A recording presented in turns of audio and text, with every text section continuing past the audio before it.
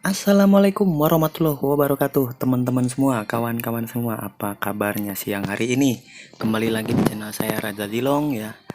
Kali ini seperti janji saya kemarin, saya akan upload lagi konten yang mungkin beberapa orang bilang ini unfaedah karena ini hanya konten murahan, tapi menurut saya ini adalah konten yang cukup bermanfaat ya. Yang saya sebut KSB, konten singkat bermanfaat. Oke. Oke, pada siang hari menjelang sore ini saya akan kembali menceritakan hero Mobile Legends yang sering saya pakai, yang mudah-mudahan di dalam ceritanya ada poin-poin penting yang memiliki hikmah yang bisa kita pelajari dan bisa kita terapkan dalam kehidupan sehari-hari.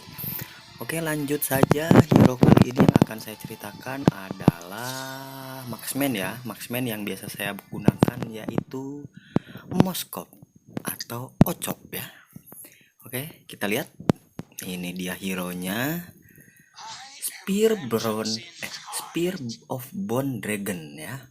Spear of Bone Dragon, kalau dalam bahasa Indonesia spear itu tombak atau tongkat, bone itu tulang, dragon itu naga. Berarti artinya hero ini adalah hero yang bau naga. sorry bercanda. Oke, lanjut aja, kita jelaskan singkat ya. Kalau Moskov ini adalah hero marksman, role-nya dia spesialitasnya rip and chase, durability-nya minim ya, nggak apa-apa lah. Offense-nya tapi tinggi, efek skill-nya lumayan, tingkat kesulitannya juga lumayan lah. Langsung aja tanpa lama-lama, terkait kuota saya juga tinggal 1,5 giga. Biar tidak buang-buang waktu, mari kita buka buku masternya. Oke, kita buka, lihat dari mulai chapter 1 ya. Chapter 1. Oke, mari aja langsung kita baca, kita saksikan, kita simak ceritanya seperti apa. Barangkali ditemukan ada hal-hal yang bermanfaat, ada hikmah di balik peristiwa saya membaca cerita ini. Oke? Oke, chapter 1, pemimpin muda. Moskov menjadi terkenal di masa mudanya ketika dia memenangkan turnamen Damu. Sebagai pemimpin selanjutnya dari suku Wildsen dan anggota suku yang dicintai semua orang, dia mewarisi teknik tombak rahasia keluarganya. Melihat suku Wildsen semakin kuat dari hari ke hari menjadikan mereka sebagai suku paling dominan di padang rumput Hietala. Para Thornwolf sangat ingin menghancurkan suku Wildsen. Pemimpin mereka, Khan, mengirim pasukan yang besar untuk mengepung dan memusnahkan suku Wildsen. Sebagai pewaris kepala suku, Moskov mengambil tanggung jawab ini dan menggunakan Spear of Death-nya untuk melawan para penyerang. Ya. Semua orang yang terkena tombak tersebut mati dan terluka, membuat Thornwolf Khan sangat marah. Oke, lanjut. Chapter 2. Di dalam keputusasaan, Khan yang licik menunggu hingga semua prajurit Wildsen keluar berburu untuk membantai sisa-sisa dari suku tersebut. Moskov tidak dapat mempercayai kenyataan yang kejam ini. Mayat dari orang-orang yang dicintainya bahkan belum dingin, masih anget-anget kuku ya. Yang lebih buruk lagi adalah Khan telah mengirim pasukan berkuda untuk memburu yang tersisa dari suku Wildsen yang masih hidup. Beberapa anggota suku menyerah karena ketakutan. Sebagai akibatnya, Moskov harus mengarahkan tombaknya ke beberapa anggota sukunya sendiri. Tombak tersebut dilemparkan dengan kekuatan yang luar biasa, di luar, keluar di dalam ya, menusuk para pengkhianat serta komandan lawan. Moskov kemudian meninggalkan Wildsen dengan putus asa dan menjadi pelayan dari Lord of the Abyss, menjual jiwanya sendiri untuk kekuatan yang lebih besar ya. Gak apa-apa kok, yang penting jangan menjual diri ya. Oke, lanjut. Chapter 3. Satu isepan dulu. Pria punya selera.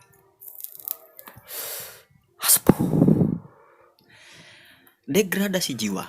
Pengalamannya yang menyakitkan membuat Moskov menjadi dingin dan tak berperasaan. Kejam pokoknya. Bayang-bayang, balas dendam membuatnya menderita setiap detik di sepanjang hari.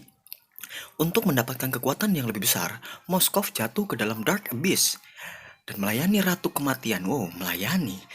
Menjadi Spear of Quiescence yang terkenal. Dan Alice, oh ternyata ada hubungannya sama si Alice and Wonderland ya. Dan Alice pun mendapatkan seseorang atau seorang petarung yang luar biasa, biasa di luar, keluar di dalam ya. Dalam diri Moskov, kapanpun Alice membutuhkan sesuatu untuk diselesaikan, Moskov akan selalu setia berada di sisinya. Kombinasi ini terbukti mengintimidasi bahkan untuk lawan yang paling tangguh sekalipun. Nah, mungkin ini bisa dicoba. Combo antara Alice dan Moskov ya. Mungkin bisa dicoba itu. Nanti akan saya coba di in-game ya, oke? Ditunggu aja part selanjutnya. Chapter 4, Spear of Destruction ya. Akhirnya, setelah memiliki kekuatan besar yang sangat ia inginkan, Moskov telah menjadi pejuang yang tangguh. Dan Spear of Quiescence tampaknya menjadi lebih tidak terduga di tangannya. Dia dapat menanamkan kekuatannya ke dalam tombak dan menghancurkan semua yang ada di hadapannya.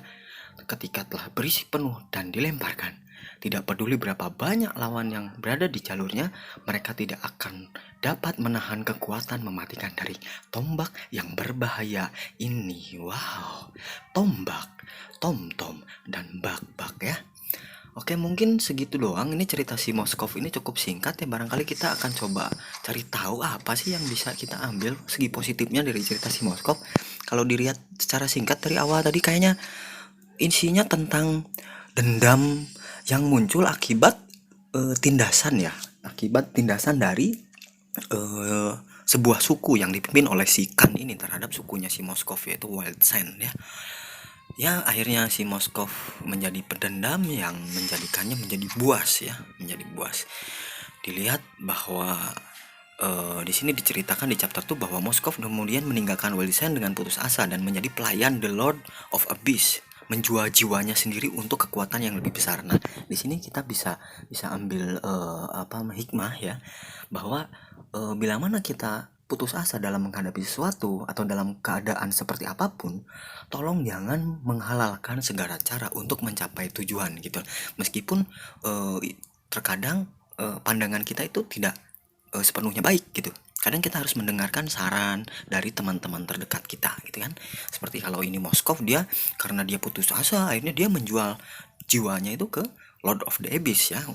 Nah, untuk meningkatkan kekuatan yang lebih besar gitu. Dan lagi yang kita bisa ambil poinnya di sini adalah pengalamannya yang meyakinkan membuat Moskov menjadi dingin dan tak berperasaan. Nah, ini kita ambil contoh seseorang atau sebuah keluarga atau seorang anak dalam keluarga yang sering dimarahi oleh kedua orang tuanya atau sering dibully oleh teman-temannya, itu akan membuat orang tersebut atau anak tersebut memiliki jiwa yang keras, pemarah, pendendam, dan itu hanya akan memberikan efek buruk terhadap orang yang sering memarahinya atau membulinya, dan mereka akan menikmati balas dendam dari orang-orang tersebut. Oke? Makanya kalau ada teman yang misalkan dia bodoh atau dia sering melakukan kesalahan, tolonglah jangan dibully, termasuk juga dalam lingkup keluarga ya. Kalau anaknya sering melakukan salah, nah ayah dan ibunya jangan serta-merta memarahi, tapi tolonglah kasih nasihat, pemahaman secara baik ya, hati ke hati, kepala ke kepala, kepala di kaki, kaki di kepala ya. Pokoknya seperti itulah, oke? Itu mungkin yang bisa kita ambil dari chapter 3 ini ya, bahwa ingat, pengalaman yang menyakitkan akan hanya membawa kita kepada kedendaman, sikap dendam itu yang jelas tidak baik ya. Nah, selanjutnya di chapter terakhir mungkin kita coba lihat adakah yang bisa kita ambil. Akhirnya memiliki kekuatan besar yang sangat ia inginkan. Nah, memang setelah akhirnya dari awal tadi dia menjual jiwanya ke si Lord of Abyss itu, dia memang memiliki kekuatan yang dia inginkan. Nah, tapi caranya ini tentunya salah gitu loh. Sama halnya seperti kita ingin mendapatkan sesuatu yang mungkin sedikit kecil kemungkinannya kita dapatkan, tapi kita menghalalkan segala cara untuk menggapainya, untuk meraihnya. Nah, itu tidak boleh seperti itu ya. Teman-teman harus bisa mengambil keputusan yang benar-benar keputusan terbaik gitu. Jangan menghalalkan segala cara demi keinginannya teman-teman masing-masing. Oke? Nah, kita coba baca yang terakhir. Tidak peduli berapa banyak lawan yang berada di jalurnya, mereka tidak akan dapat menahan kekuatan mematikan dari tombak yang berbahaya ini. kita aplikasikan dalam contoh di kehidupan sehari-hari, bahwa seseorang yang memiliki rasa benci, rasa amarah, rasa dendam yang sangat besar, apapun rintangan yang ada di depan pasti akan dia libas. Contoh maksudnya begini, rintangan yang positif, yang negatif sama-sama dilibas.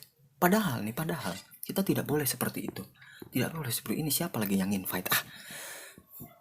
Tidak boleh seperti itu ya. Jadi kita harus pilah-pilah. Oke lah, kita punya kekuatan, tapi kita harus tetap bisa memilah-milah. Gunakanlah kekuatan itu untuk membasmi kejahatan, bukan yang baik juga dibasmi. Nggak boleh seperti itu ya teman-teman ya. Oke, mungkin itu aja ulasan singkat, cerita singkat dari hero Moskov ini ya, marksman yang ternyata dia pendendam. Saya player padahal suka banget nih mainin bapak ini nih, si Moskov ini, tapi ternyata dia profilnya pendendam ya. Halo, tapi nggak apa-apa lah, ini cuma fiksi ya. Yang penting kita sudah dapatkan apa poin-poin penting atau hikmah dari cerita ini ya. Terima kasih buat Muntun yang sudah membuat cerita ini cukup menarik ya untuk saya baca. Yang mudah-mudahan yang menyimak konten yang sangat bermanfaat ini bisa memberikan supportnya buat saya dalam bentuk like, share, and subscribe. Jangan lupa komen juga ya. Demikian, terima kasih, selamat siang, semoga hari Anda menyenangkan, dan tidak lupa saya mengucapkan wassalamualaikum warahmatullahi wabarakatuh.